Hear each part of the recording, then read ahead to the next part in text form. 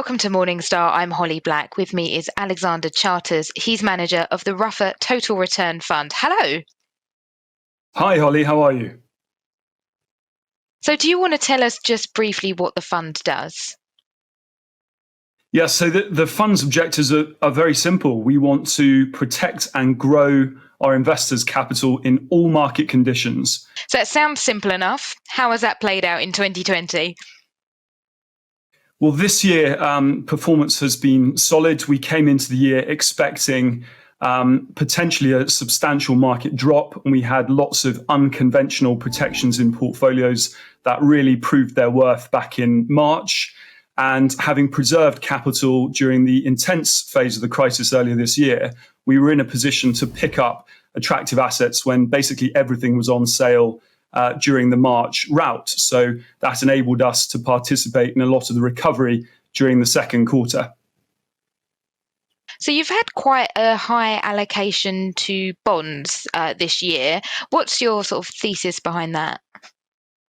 Well, we own inflation-protected bonds, and the thesis is really that for many years we felt debt is the big elephant in the room for markets, and that the overwhelmingly likely way that it would be dealt with is through financial repression, which simply means interest rates would be kept low and inflation would be pushed or allowed to run well ahead of it. And the bigger the gap, the deeper financial repression. And that's exactly the set of circumstances that drives these inflation-protected bonds. Now, this year, of course, we've had an extraordinary deflationary shock in the shape of the coronavirus tragedy, and the bonds have performed well in that as well.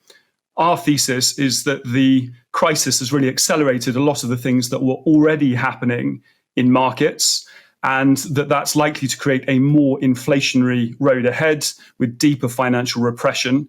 And so that allocation to inflation-protected bonds is a key long-term position for the fund that's also done very well during this year's turmoil.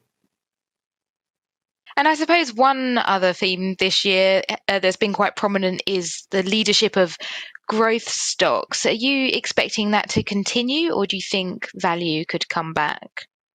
Well, the way we'd approach that question is a portfolio balance angle. So the drivers that have been so helpful for growth stocks, in other words, falling interest rates, low levels of inflation, and earnings growth that's frankly been quite hard to find outside a very narrow group of market leaders, those things have also been very good for bond investments, and those include the inflation-protected bonds we've just spoken about.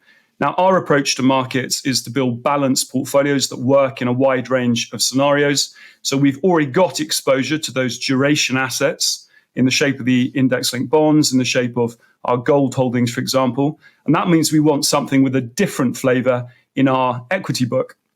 And so we own predominantly cyclical and value equities, things that are more sensitive to the real economy.